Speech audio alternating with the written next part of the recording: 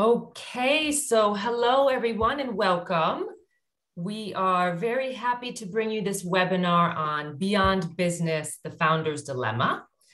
I am very pleased to introduce today's speakers. First up, we have Manoj Kumar Parmar. Manoj is founder, CEO, and CTO at AI Shield, a corporate startup of Bosch. He is also a serial corporate entrepreneur, and AI Shield is his second innovative project. His current responsibilities include building a global product-based startup at the intersection of AI and cybersecurity, protecting AI systems, and leading the AI security initiative for Bosch Group. Manoj's journey is an inspirational and transformational one across domains of automotive, two-wheeler, digital, and he's passionate about delivering customer-focused business values. Manoj has built several innovative products and solutions using both classical and emerging technologies, and is an award-winning seasoned technologist with 25 plus patents and 13 plus papers. Today, Manoj is currently pursuing a PhD from the Swiss School of Business and Administration in Geneva. I'm also very pleased to introduce here with us today Dr. Etienne Krieger, who is not only affiliate professor here at HEC Paris, but he's also academic advisor of the MSIE program. I'd also like to say that a recorded version of this webinar will be made available. And finally, we'll be holding a Q&A at the end of the presentation, and we'd love to hear from you then. And now, Manoj and Etienne, thank you both for being here with us today. Over to you. Thank you very much, Cheryl. Thank you, Manoj. Impressive background, and I'm really pleased to host this webinar with you about the founder's dilemma. And as we'll see, since most entrepreneurs, innovators are aged, the average age is 38. It's close to the midlife crisis, and so there are strategic and financial and organizational dilemma, but also personal ones. And I think that will be the point upon which you'll elaborate, Manoj, upon the fact that you have filed so many patents, that you are a seasoned innovator and entrepreneur. And so the structure of this webinar will be the following: opening address, quite short, I promise you, and then experience sharing with Manoj, and then some Q&As with the audience, and we'll try to stop within 45 to 1 hour. So Manoj, would you try to add something besides Cheryl's introduction about your life, what you are currently doing, on what MSIE brought you besides all the rest?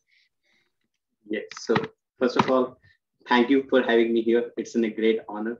One thing that Cheryl missed out is that I am an alumni of MSIE program. So I am here. It's in a different feeling every time that we are on the other side being a student, and today I'm sitting with professor and talking. I think it's in a transition in itself. And I'm really, thankful for Cheryl for organizing and professor for having me here. Looking forward.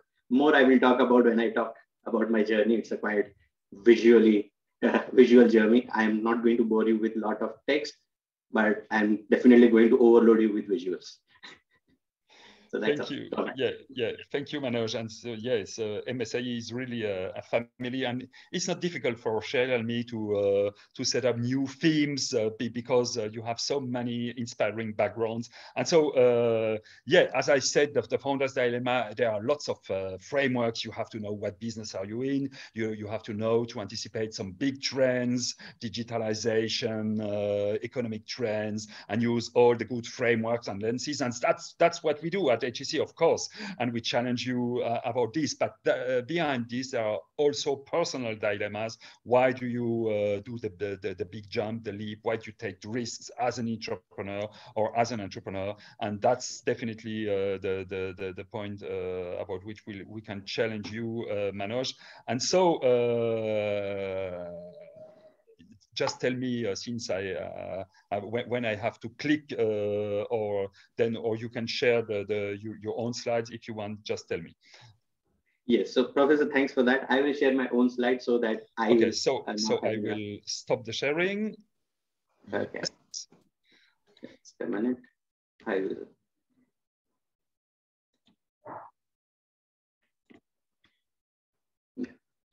Please do let me know when you can see the slides. Yeah, we can. Good, perfect. So I will start from where we left off. So let's do it. So yeah, we are going to talk today about founder's dilemma, but I have a very special version of founder's dilemma, which is being the corporate founder's dilemma, which is in a different flavor than the normal thing. We will see that the kind of in a journey that I had to go through the various dilemmas. And you will realize that what it really takes in the real life, the challenges, and how the MSIE prepares you for certain aspects. I would say that MSIE prepares you for 70 to 80% thing, but life gives you the remaining 20 to 30%, and your experience gives you that. So I'm going to share something on that lines. So this is my journey, like real life, ups and downs, but always moving. And that's a key thing. So I'll start with very simple thing. In 2007, I finished my BTech in engineering, and it was in the VLSI domain, where I was in chip design, and I joined the NVIDIA, which was the dream company at that point of time. And then 2009 happened, a recession. The company decides to lay off half of the workforce, and I'm one of them. So now you can imagine 2 years into the job market and in your dream company, and you face a recession. So what you see here is that the sudden dip from the happiness to the frustration which comes in. And it happens. And I would be wrong to say that I didn't had a depression episode. It was there. So the mental health was really bad during that time. But family, parents, friends really helped me to get out of this. And then I started searching that what should I do next? And that's where the second phase of my journey which started, which is in the automotive domain when I joined Bosch. I joined in 2009 as a software engineer, developing algorithms for the vehicles, essentially when to fire the engine, how much fuel to inject, and all of this thing. Fast forward 3 years, I become a team lead, and I have been asked to come to the headquarters in Germany to develop the next generation solutions. I developed it, worked with wonderful colleagues, and they taught us some of the very interesting aspects of the international culture domain, the knowledge which comes from the experience, and also how to solve some of the complex problems. Because there is a saying, right? For every complex problem, there exists a simple solution, but it is often wrong and not the right one. So how do you tackle those kind of chaotic, complex situations is the one thing. I come back to India, become a team lead, start developing something else on the same lines. And in 2015, again, the opportunity comes that when we are developing the next generation of the algorithms, where the whole idea is that how can we make the vehicle learn that how it should behave, is essentially the AI in 2015.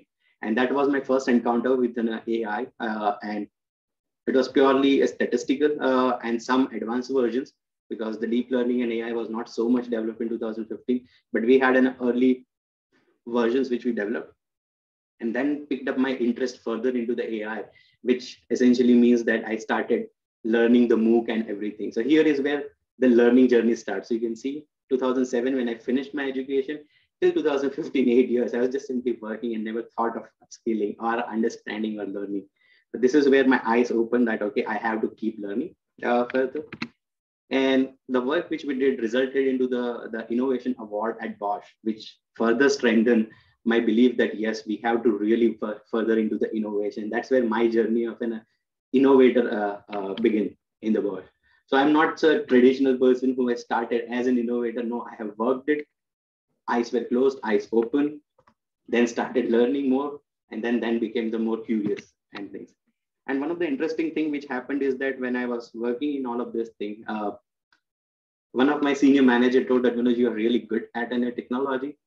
You have the great ideas, But the problem is that you are not speaking the proper language of in a business. That means you are not talking about the strategy. You are not talking about the impact on the finance and everything. So you need to develop a language of in a business if you really want to remain, the technology leader. And that's where I joined the Indian Institute of Management, which is the prestigious, the university for the business related thing. And I go through the management program there, which is an executive MBA. Learned a lot of things, and then it helped me. And then I started leading another project, and I succeeded in that project. And now comes the different kind of a feeling. At the peak, is that now what to do? And this is what essentially comes as a midlife crisis, that when you are at a successful peak, you don't know what else to do, what excites you further, and how can you make an impact. And this was my situation. So you might have assumed that at the downside of the life also, you will be sad, but at the upside, you will be happy, but that's not the situation. Sometimes at the peak also, you have that negative emotions. And this was like, what to do next? I took a complete plunge after that. I said, okay, let's take now a big, bold risk. So I leave my settled career in automotive and join the new business unit in the Bosch, which is the innovation, where I don't know what to do, but I simply joined because I had really no idea what I will do further and whether there will be any bigger challenges for me there. So yes, at the career wise, if you go to the deep also, still I'm happy because I joined the innovation thing. And the work that I was doing with other things, my previous institute, IIMB, awarded me with the Alumni Award, the Star Alumni Award, the work that I have done for the two-wheeler for the Indian industry, especially bringing this technology solution at affordable cost in India. And really having a great impact onto the air quality and emissions and other things. And here is where I had my first encounter with a corporate startup, which was in the area of blockchain and energy. It didn't go through well, let me say that. 1 year ran with that, but then at the end realized that the market need is totally different compared to what we thought initially, and we had to shut it down. So this was my first one. And I was unhappy. But there is one more thing which came in. I was trying to run this corporate startup from the management's point of view because I had a management pedigree and a technology pedigree. This is where my eyes again open, saying that the MBA, traditional MBA, prepares you for managing business, but it doesn't really prepare you to start a new business. And that's why I really had to search for what that I can do. And I know that the entrepreneurship is a part art, part science, but at least the part science I should learn. That was my belief. And that's where here comes the HEC Paris MSc. So I actually had 2 or 3 options that I looked into. And I chose the HEC Paris for 3 main reasons. First one is the professors. Second, the F station. That's the second thing. And third, it is the only institute who has this motto to prepare the entrepreneurships, not the managers. And I think this is what really struck me. This 3 points is why I chose the HEC Paris. And here is where I started learning the fundamentals, which has actually helped me that what it means to build a business. And then I started exploring. You see that it's said to, okay, state comes. And one of the things that I strike here, which I'll talk in the next slide, is I started leading the global product of AI and security, which was my idea. And today, in between, I also got a Zinov Award, which is India's prestigious award on the technology role model thing. So I received that. And today I am a founder, CEO, and CTO AI Shield, which the Bosch has officially announced it. And my journey is not stopping here. You see, it is still moving. I don't know whether it will be the up or down, but I am committed myself that I'll keep moving because the movement is the only constant thing. So this is about my journey. Pretty visual that is there. And yeah, as you can see that it is throughout with the various, the insights in the life, the choices, and continuously looking curious and diversifying the experience as well as the knowledge base. So this is all about me. And now we will talk very specifically about that AI Shield, which is my genesis of the project. And I will give you a very simple, the things. Many of the time we see it's a eureka moment. And yes, it is an eureka moment. But what goes in is very important. Oh, sorry. I think let me do the Christopher Nolan way. First give the climax and then go back to the story. So the hypothesis essentially is securing AI is an unsolved problem. That was the idea which came in, and that was the creative way. But what goes behind was the information, experience, and knowledge. And here is where the life prepares you for that. This is where the fortune favors the brave, or the luck favors the prepared mind, right? And this is what happens with information, experience, and knowledge. Let me talk about this. So generally, when the idea comes up, you think that it is an isolation, but no, it is not. It is the kind of a dot, which is the information in which you go through the conditioning.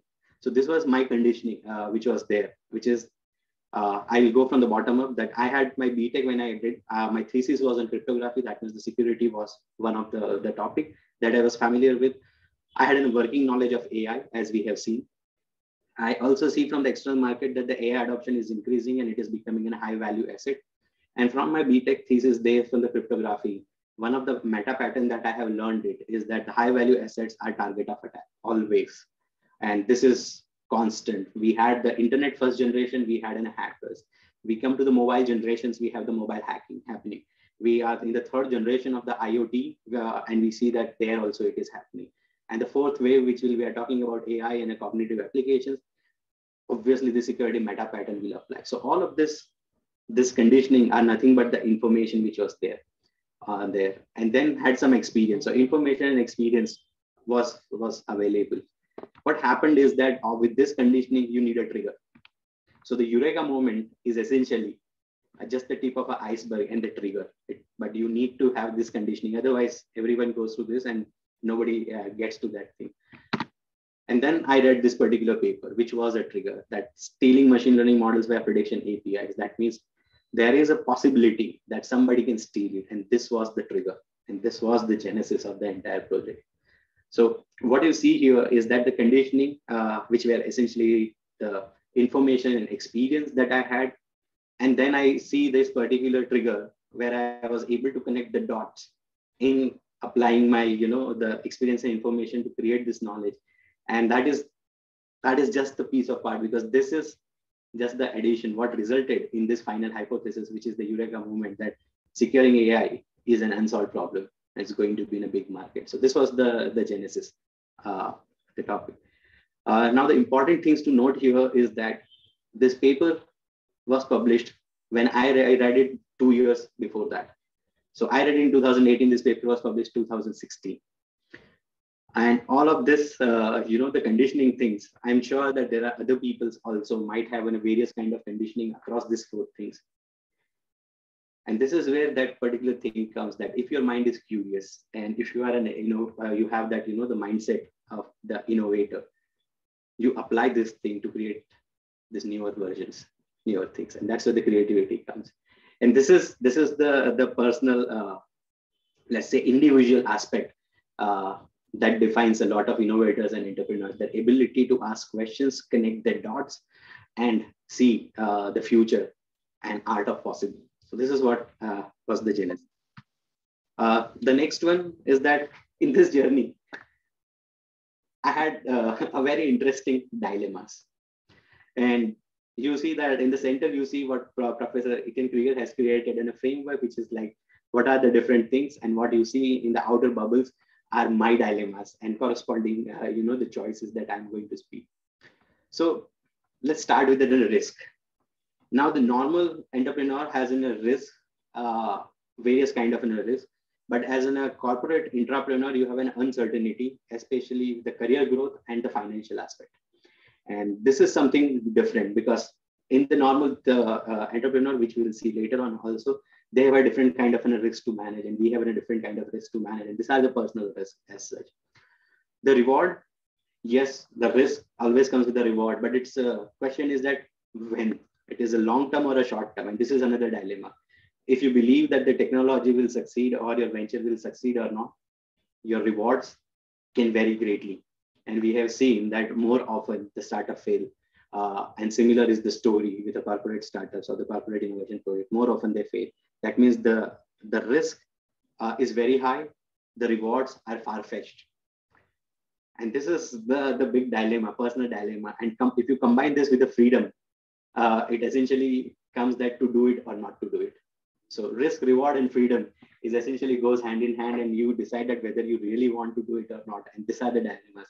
So idea was there, but whether to take that idea into the innovation and the startup and to the next level, these were the real dilemmas that I had. And in this particular first dilemmas, essentially what you have seen in my journey is that I take a risk, and that's why the risk was accepted. The reward was not so much motivating, but what was motivating was the impact for me, which is the future promise, that the amount of, that the AI that if we can secure, it will help the humanity to go further with an AI adoption, and it will create an equitable and a better world for all. So the risk was taken in the hope of an impact, and the freedom is essentially that I decided to do it. So this four things went hand in hand at a personal level to make a decision to do it or not. And when I started doing it, I had a different kind of a dilemma, especially the workload and pressure. Innovation generally starts with I, but ends with we. And this is a very important learning that I had. That means when we are in the journey, what I need is the co-founders, the people who can bring a diverse viewpoint, complement the team's composure. They can add on the strength where I am weak, and this diversity is very important. So finding the co-founders who also share the similar kind of a pattern of a risk, freedom, and impact was a big challenge, and also a dilemma that will I be able to find it. And now in the open world, this dilemma is not so big, but in the closed world of a corporate, you can only have a co-founder as your colleagues. So the finding the right colleagues was also a very, very big dilemma for me. And the second one was managing unknowns. There are so many unknowns. And we as a corporate entrepreneur, our role is also that we are a transformation leader. That means we have to go against the lot of set norms. So this was the kind of an unknowns, and we took it. I was happy that I had a really great team with me who shared my passion and worked with me on this aspect. And managing unknowns, I think we learned over a period of time that how to really manage. And there were really frustrating moments at a time where for the small things, we had to knock 10 different doors.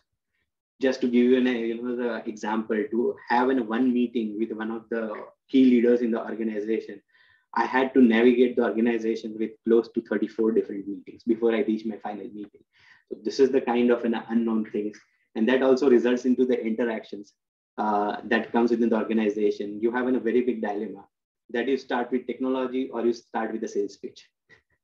And this is something that I learned in the hard way, that initially for the first 3 months, I was doing a technology pitches, and then everyone say, okay, good technology, fine, good vision, everything is fine, but where is the business? So then we had to balance the pitches along with sales and technology, and this was also the initial dilemmas. Also finding the right sponsors and funding is in a very big dilemma. And here is not about that, will you be able to find funding? Will you be able to find sponsors? You need to find the sponsors who match your thought process, who buy into your vision, who are ready to be there throughout your journey as a roller coaster. So it's not just that we need a sponsor, we need sponsors who are active and participative with us.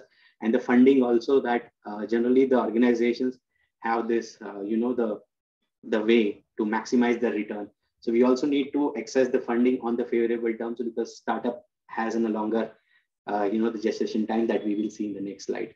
So this was also a big dilemma, and we struggled for 4 to 5 months to find a right sponsor, and almost 1.5 years to find the right funding mechanisms within that. There are various funding mechanisms, but they have to be the favorable. So this was the kind of first dilemmas and corresponding choices that we have made, which resulted into what we have today. And that is the part of the next thing, that what are the main development stages that we have gone through. At the top level, it's opportunity, the technology, the business case, and product. You might see a little bit of a difference here from the traditionally what is being taught in the entrepreneurship, that you need to first start with a business case, and you need to start with the customer interviews. And I'm just going to demystify this particular aspect, that the technology intensive products have a long lead times, and the technology feasibility is the let's say the cornerstone before you even build a business case. Because if you build a business case and if the technology which you have promised is not able to deliver that, then you are in a real big issue. So here some amount of a new technology exploration is necessary. So let's start with this. In 2018 Q2 is where the opportunity identified. We have seen the trigger there, and based upon that particular trigger, I did the early assessment of technology, understood the business impact, and defined the clear problem statement. And preceding to that, in 2016 Q2, where this particular topic was available in the academia, there is a hint of a possible technology, and it was just a small signal among the large noise. But I was able to get to that particular hypothesis in 2018.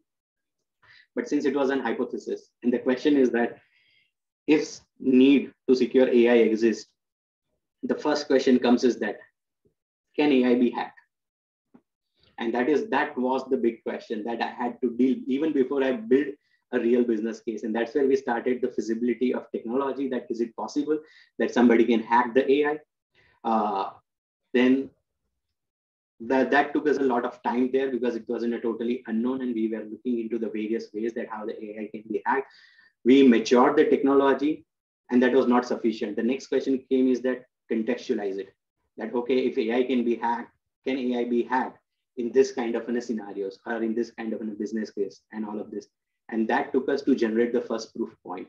So here we took a first approach that once we have identified the opportunity, we started exploring the technology. And when we have generated these proof points, during this phase, we started talking to the experts, not the real end customers, but the experts, to really get the understanding. And then once this was done, we started building a product and a business case, where we started doing a lot of customer interviews. Till now, we have done close to 174 interviews, amounting for 325 hours total. And these are the customers and experts so far over the period. And that has helped us to define the business case that we have built. The product is what we have conceived, and venture-like pitch is what we have done.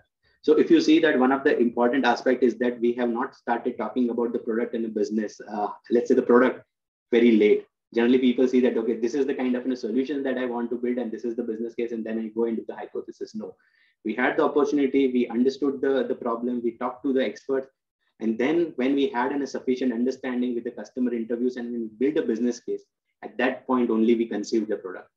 And then we went into the venture-like pitch internally and started pitching our ideas, getting the funding and everything. And then from 2002 Q4 onwards, when we had this, the entire thing approved, we started working onto the minimum viable product, which is the product market and a customer fit. And product and technology roadmap that was developed in the business hypothesis were there, which is what is the price point that we need to have, what kind of a channel that we want to go into, and other things. And happy to inform you that in 2022 Q1, we had a first public preview of our product, which is AI Shield, which is also available today on Microsoft's Azure Marketplace. So for anybody to use and consume. And now in the Q2, because we had a great traction with our products, the future roadmap is quite promising. We have been now spun out as a Bosch AI Shield, which is a Bosch company and the corporate startup. So this was our development journey. As such, you see there is a little bit of a difference which we are talking here, but these are the nuances. For an example, I will compare that the deep tech, the pharma, healthcare, and this kind of a domain is where the technology is the cornerstone many of the time, and where the technology actually leads at the initial stage, but then takes a backstage, and then the customer, the product, and everything comes in. So this is the kind of a difference. If I would have been doing the e-commerce business or the marketplace business, most likely I would have started with the product and business case, and then I would have thought about the technology. But this is in a different situation. And also very important to note is that the deep tech things has a lot of long lead times, because the technology feasibility or some level of a proof point has to be generated even before you talk about the venture and any other aspect. So yeah, this was the main development stages. And now we are into the, let's say, the scaling phase, which is there. Going quickly, some of the lessons learned as being an entrepreneur versus the, the entrepreneur on the innovation and product sides. So as an entrepreneur, we generally focus on the need of a future and today, because we are looking into the how we can push our organization into the future readiness state. And that is a critical difference, where the normal entrepreneurs, they look for the need of a past or a today, because they are the customer first kind of thing. The creativity in entrepreneurship is essentially the structured and goal oriented. You have a certain goal that how I can increase my top line revenue, how I can have the impact on the bottom line. So they are goal oriented creativity that we have to go into. The alignment generally in the entrepreneurship is with only the customers, but in entrepreneurship, you need to align with customer needs, plus organizational vision and portfolio. And that takes on a lot of toll in terms of an alignment. And sometimes you feel that you are not actually making a move, but that's the need there. The risk of entrepreneurship is much, much higher, but entrepreneurship is medium. It is not zero, but medium as such, because you have a safety cushion which is available from your organization.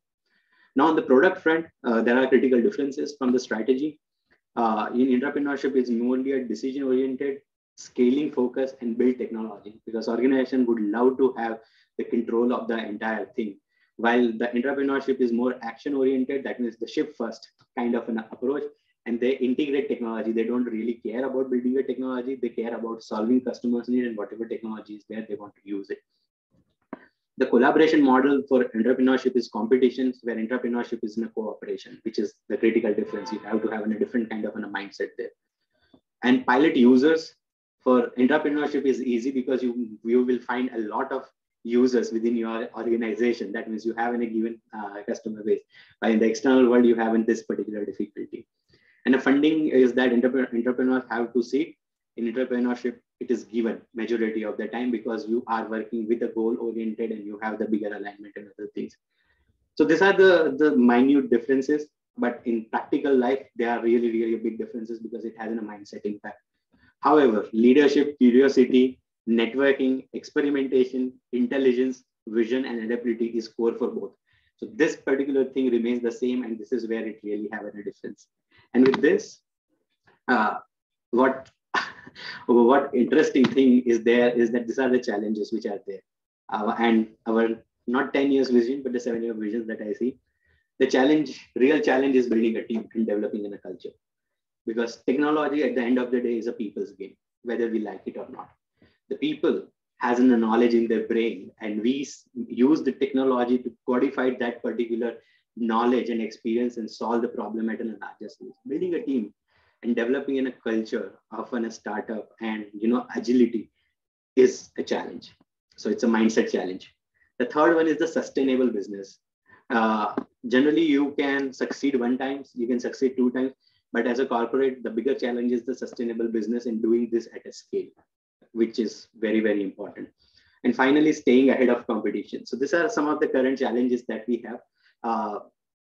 You see the normal entrepreneur will put the funding as one of the challenges, but the funding is not a challenge because it is given. What the bigger challenge is developing this particular, the team mindset, because we within the corporate setups, we are the mutants. We are the mutants. So there is a whole body and we are the mutants, but we are the positive mutants, and our job is to spread that positive mutation to the rest of the organization as well. So this also comes along with the job as when you do the corporate entrepreneurship. And this is also a dilemma, that how much you fight and how much you coexist with the system together. And our 10-year vision is here. And this is the actual statement of our vision that is created in 2020 when I set up this entire thing. And it is quite detailed. I'm not going to bore you with all of these things, but it has enough multiple sections. The first section is about what we believe in. So we as a team, what we believe in is that dreaming big and being a pioneer in this field. And we dream together big on this particular things. And we have the retaining our faith is one of the key aspects without any cynicisms. And people, as I said, is at the core. So that also reflects here. Our purpose is the other aspect, that what is the purpose. And you will see that here in this particular statement, you will see the metamorphism of an ikigai is that what we believe in, what is our purpose, what we will achieve, and all of those particular things. So our purpose is to secure AI-powered products and systems of the world. And why we have to secure this? Because we believe that the organization and industry will succeed and grow when they can delight the customer with AI-powered products and businesses. And how do we want to achieve it? It's very simple. One developer at a time, one use case at a time, one organization type is motto in pursuit of this particular purpose. We want to do it at the scale, but we also realize that we have to take steps, baby steps, and that is what it gets reflected here. The second thing is that our ability to understand the environment, which is the AI, is becoming high value assets. And at the same time, hackers are also evolving. So how we can prevent the exploitation and abuse of AI system, that remains a question. And tangible image of the future, what we want to achieve is that we want to democratize the AI security and put this technology in the hands of developer. At the same time, we intend to achieve the industry recognized and respectable dominant position in the space of AI security by 2027. And we plan to become an XX $1 billion product business by 2027. I have hidden those particular numbers because these are some of the financial things, and I'm not at liberty to share in the public domain.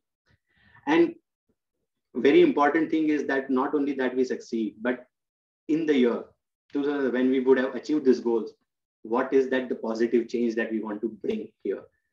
And the last part, which is very interesting, is that we would be essentially standing between the making and breaking of an AI. And as a defender of AI, we would have been proud of our work and accomplishment, which would have impacted millions of lives. So if you really see that the 10-year vision, here some of the things are of 2027, which is the 5 or 7 years, but this vision is in the timeless, if I just really move it. And this was the real, let's say, the cohesive glue that has made our entire team to work relentlessly hard in collaborative way and really having, the challenging each other. Because anytime we have any conflict, any member of the team can open this particular, this statement and say that I am standing for this. Tell me that what your idea is standing for in this particular thing. So this becomes an ultimate arbiter in many of our cases. And that's why we really love that we have developed this particular vision, and it's a bedrock for a lot of our things. Finally, tips for the happy entrepreneur. I think I will give you some of the key takeaways, but as I written the next line, take it with a pinch of salt. You live your own life. What I have lived, what my experiences are there are different from your experiences. So some of the interesting thing is that take care of yourself, especially the physical and mental well-being. Self-awareness is very important, and you need to have a directional clarity. It essentially means that you will make a lot of choices, informed choices. You will have to sacrifice a lot of things, and you need to be fully aware about it. And you need to take care of your physical and mental well-being. The journey is going to be a very toiling till you reach a success. And successes are going to be the few and far-fetched, but daily you will have to deal with a lot of frustrations in various aspects. The second thing is be intentionally curious, not only curious, but intentionally curious. Have open mind, always have an intent for action. That means if you learn something, if your curiosity is there, always think that how you can apply this. So the intent for action is very important when you learn something. So very simple is that Richard Feynman said, right, that if you want to learn really good, teach someone, which is essentially intent for action. So if your intent for action is clear, you will learn even better, and your curiosity will be very targeted. When you keep learning, keep asking, that is the part of the game. The third one is the conviction and courage. When you have an idea, you need to have a belief in the idea and have an optimistic view and courage to stand up in the face of a lot of things. And finally, as I said, innovation starts with I, but ends with a V. And that's essentially innovations, and everything is a team game. And if you are working in the organization understanding is very important. Remember, team is your superpower, and org understanding is your super fuel, that how to navigate that particular thing. So if you have a superpower, super fuel, and rest of the things, I am pretty sure that your chances of success is pretty high. And at the very last that I want to just invoke this is that this whole thing combines into your passion. So my passion, that is about the technology. The world needs it, and that we see with the startup. It gives me a sense of a purpose that yes, I am able to change the course of a technology as well as do a positive contribution. So that's about it, and that purpose and that passion really drives, and I have a satisfaction. I know that I had a sleepless nights, but there are nights where I have slept like a baby, and going, the happy baby, not the fuzzy one. So yes, that's about it as part of the happy entrepreneurs and key takeaways. And I really want to finally emphasize one more thing.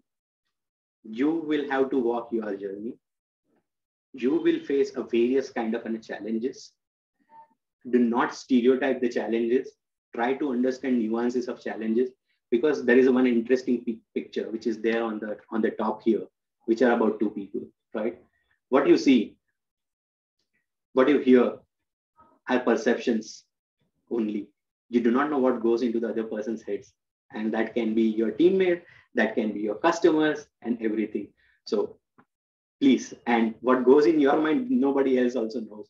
So I would have talked about many of the things, but I can also tell that I have not shared many of the things at the same time for various reasons, and I will be open about it. So live your life, enjoy your journey, and you will have your own challenges, and you will have the people who will give you the advice, but ultimately the decision is yours at the end of the day. Thank you from my side. Thank you so much, Manoj, about all this experience sharing. I didn't know in advance that you would bounce about all these facets of your personal value, of your value equation, and of your ikigai. You are definitely a passionate learner, but also a doer. So you are a thinker, but also a leader. That's why you are always learning, even doing a PhD, creating knowledge, going beyond the limits of knowledge, and that drives you. And that's what you said, that the journey is more important than the goal itself. When you have achieved the goal, what should you do afterwards? You are also definitely evolving in a tremendous and outstanding company owned by a family council. And so even if in big corporations you have some silos, maybe you have less, and they have been savvy enough to give you the chance to evolve into an innovative organization. But could you also elaborate about how is it structured? Because you had to find some sponsors. Can you share some experiences about not only being the champion, but also finding allies in order to grow this company and to be a CEO of such a new division? Yes. Thank you. So yeah, it is. I can only say that I was fortunate and lucky to be landing here at the Bosch. And no matter the skills, no matter the learning, the luck and the randomness plays in the life, and I'm fully cognizant of it. So I will not discard that. And yes, I'm lucky to be here and lucky to have the great colleagues and the great company here, Professor. And at the same time, lucky enough to have a professor and the colleagues of an MSIE who has fueled a lot of the passion in me for the entrepreneurship.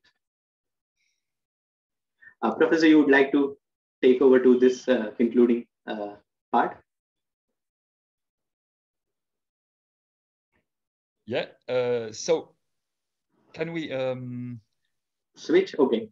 Yes. Okay. I will stop sharing so you can share. Yeah, and so again, but I had so the question is always life choice, and as you said, it's even if you are up, there are also downs, and there are some emotions of anxiety and happiness, and you have to master this balance and to find new ways to nurture your adrenaline, but because that's definitely what you are doing, and it's also a life balance. And so I will not redo my course on Ikigai, you always know that, but if we had a discussion with some of your peers, because they reacted on the discussion thread, maybe Cheryl has also some questions for you. My only question is also, always what's next. When I have successful entrepreneurs that succeed in their IPO or that sell their company, I say, okay, so, but what's next? You are still young. You are not over the midlife crisis. What will you do in the rest of your life? The beginning is the first hint is you are doing a PhD, and so you are always learning. But what's the ultimate goal, and what's what are the next steps of your journey? Since it's not ballistic. Yeah, thanks. Thanks for asking that question. And yes, that is something that I was working and developing in my, let's say, the leisure time, that what should I do next? And it resulted into a very interesting approach where I have developed my personal vision statement, essentially, and which boils down to this, that I will be the technology leader who will push the humanity to the next frontier. I think I will stay with this single line vision that I distilled down after a lot of thoughts, and I have written on 5-page that what it means for me. And I think that actually fuels my passion, that if this is the technology is my advantage, how can I utilize and make it, add in a purpose for the humanity? So I think that is what I'm going to stay for that. So what next answer is the next part of which technology, which facet of humanity. I think I only have to discuss every time that what I want to do, but I will stay with this line for now, at least. Okay. So some questions you can simply speak or write your questions on the discussion thread. I see a question that just came, Etienne. Sandrine, Matthew. At the very end, there's a question. Yeah. Okay. Yeah. So let's see how. I just read the question. I will just read the question and give the answer as well. How do you mix founder and CEO positions and the idea and executions? Do you delegate or do you renounce, and how? Well, that's a great question. It's like nurturing in a baby. You have to be the parent and you have to be a teacher, both at the same point of time. Now, what do you renounce? You will most likely renounce the teacher. That means you will renounce the CEO position in this particular case, but you will remain a parent, which is in a founder. So in a long term, I know that when the next stage of a growth will come, I will have to hire a team for the business and for the CEO, and I'm willing to let's say, embark on the newer journey. Because what my strength is being a serial entrepreneur is to find the right ideas, the new ideas, and nurture them to a level and make them to the, let's say, make them to the early success. And then there are a lot of people who will come in order to grow. So I mix this currently because I have to take both the things.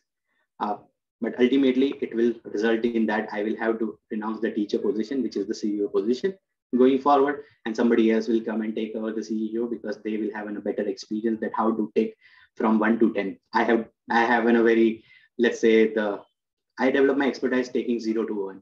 And then there are people who have 1 to 10 expertise. And then there are people who have a 10 to 100 expertise and 100 to 1,000 kind of an expertise. So these are the step growth which comes in any startup. And it is always better to know about the strength and what you really like to do.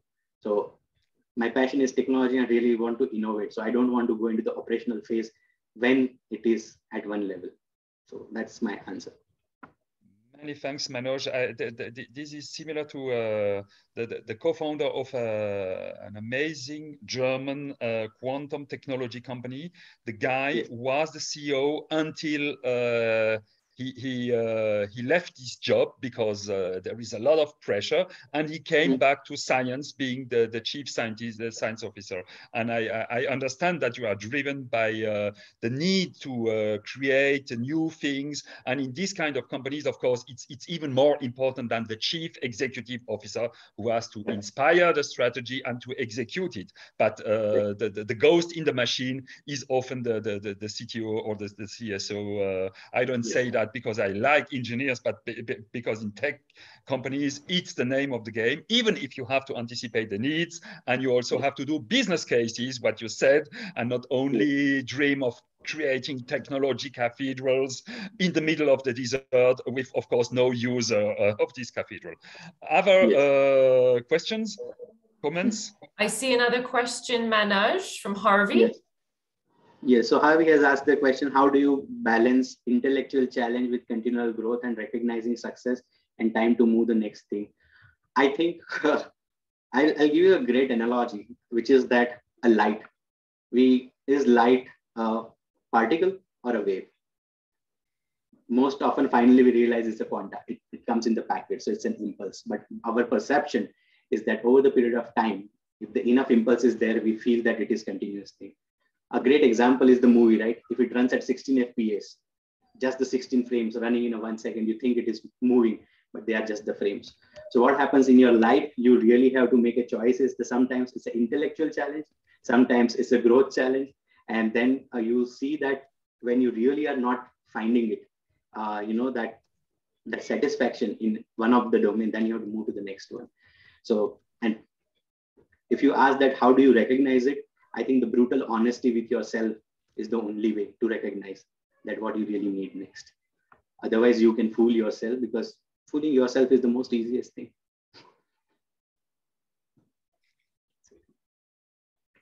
Yes.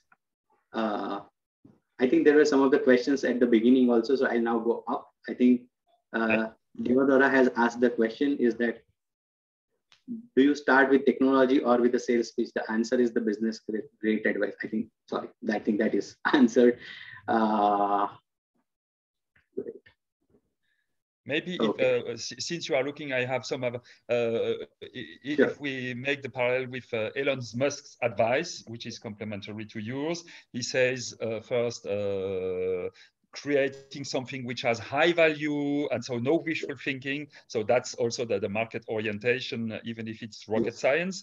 The second thing is being tenacious, and the third one is hardworking.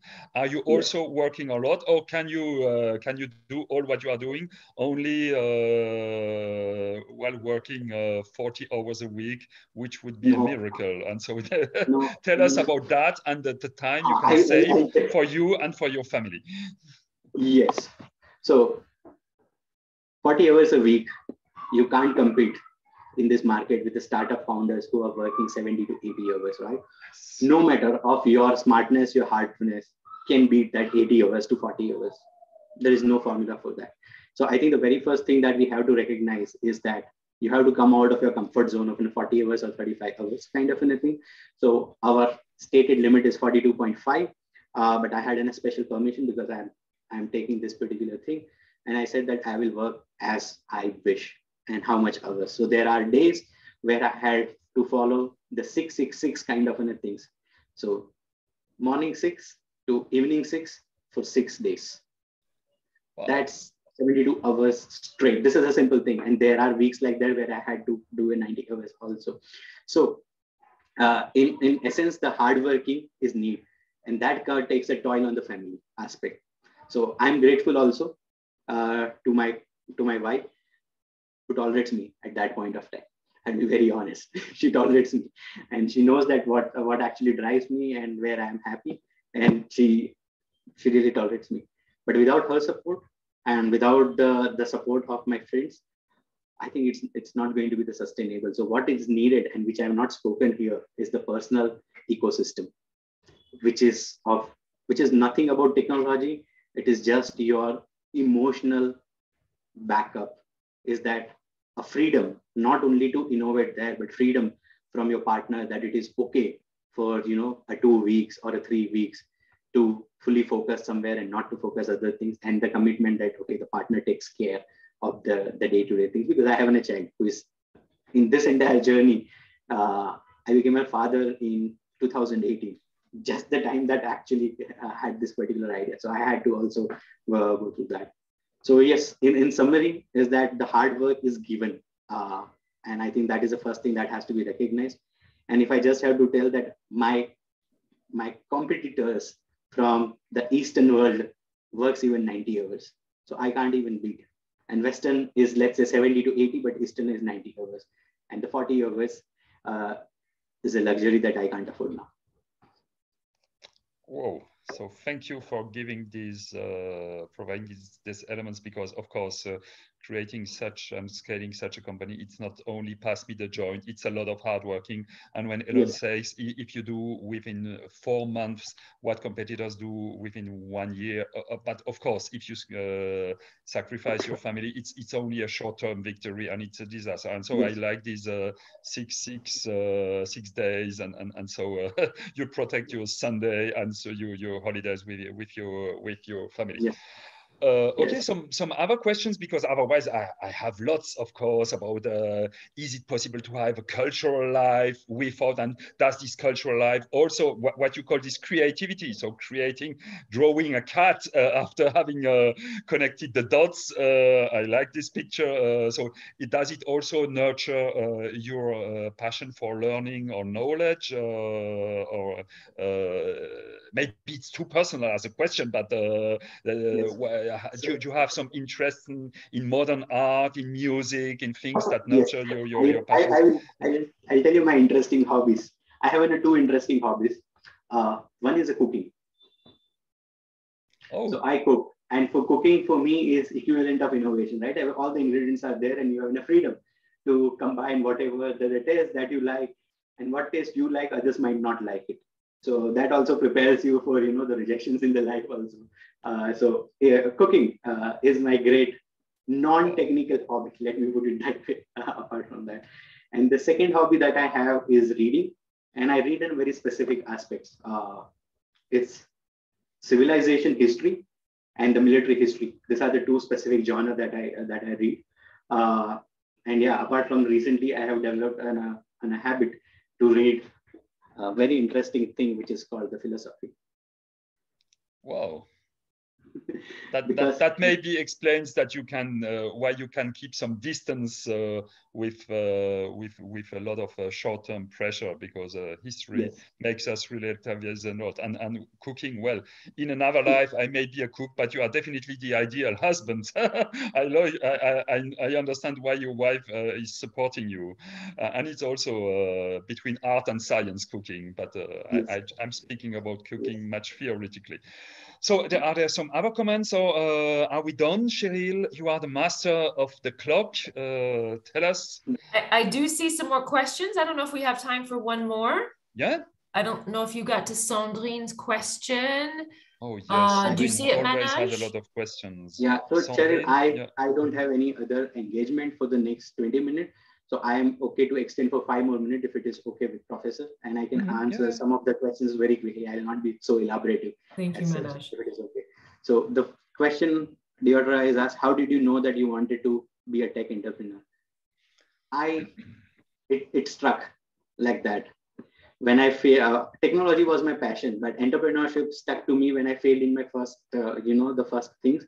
And the second is when I did at MSIE, I realized what the entrepreneurs can do, the impact that they can have. It's essentially the outside impact that as an entrepreneur that you can create. That actually fueled my vision also. So those are the 2 things. So it's an emergent property of a system as such, which is me here, that I realized over a period of time that this is what I wanted to become as such. So for that, good. And then could you discuss advantages of having corporate position while launching your startup? What would be the ideal time to quit corporate position to develop full time to your company? I think I have said advantage and disadvantage was greatly captured in terms of when we did a comparison of entrepreneurship and corporate entrepreneurship and the entrepreneurship which is there. Essentially, it's about the risk and reward which is there. And when you say that what would be the ideal time to quit corporate position to devote full time to your company, I still have my position, but I am fully devoting the time to the company. So these are the kind of personal negotiations and the contracting that you will have to do with your organization as well as with your sponsors. And here the sponsor plays a big role. My sponsors were happy that I wanted to devote full time here. And that also gave the organization a signal which is a very vital signal that I fully believe in, and I am ready to take a plunge with it.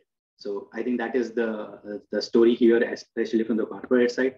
If I had in a case where one of my teammate didn't believe that the corporate is in the right place to succeed, so he left us at some point of time. So it's a matter of also personal conviction, and he joined some other startup at the time. So yes, it's all about your personal conviction, and if you really believe in, there is only one way to succeed: 100% and more than 100% commitment and devotion to it. And that's where the conviction and courage was one of the key takeaway for us today. Also, yes. When did you develop your personal mission statement that you referred to? This I developed in, let's say, if I clearly remember, it was the December break of 2020, where I had in 15 days, and I was doing in a reflection. And one of the things that struck me is that how can I prevent what happened with me in 2018 when at the peak of a success, what to do next? I don't want to be, again, unhappy at any point of time that what the next, the fear of missing out, that shouldn't strike me. And that was my taking care of myself. That was the selfish motivation there, and out of which I developed this personal vision as such, that what it will be there, and which has to be timeless. That means as long as I live, I can clearly say that what is my purpose, and then what will change is subject to the environment as a technology, or what facets of the humanity that I really want to contribute with the technology. So I think that's where it happens. So many of the time we also have this issue of a survival bias, which is essentially the people who survive tell their story. And today I am telling my story, but I want to also ensure that I am not telling from the survival point of view. I am telling more from, the forward-looking point of view, that how can I avoid that thing? And I might fail. I'm fully aware of it. But then that mission will give me, again, the energy to pick up myself and embark on the new journey. So that's about it. Thank you so much, Manoj. I think you are creating yourself the energy that drives you. Maybe that's the secret of happiness, doing what you love with people you love. And that's why I love MSIE, because I work with an amazing team, Cheryl, Claudia, all the staff, and you, and I love it. And really thank you for having shared all that. And of course, we'll organize other conferences, and you see that beyond the scientific and the technical items, there are always personal challenges. And so thank you so much for having shared that. Thank you, Cheryl. Thank you, Claudia, for having attended. And see you soon for a real-time event, because we are also scheduling some real-time events, thanks to Cheryl, in a nice Hotel Particulier that will be soon, and graduation ceremony and all the rest. Merci beaucoup. Bye-bye. Merci. And thank you, Etienne. Thank you. Thank you, Manoj. Take Thank care. You, Claudia. Thank you all. Bye-bye. Bye. Good luck.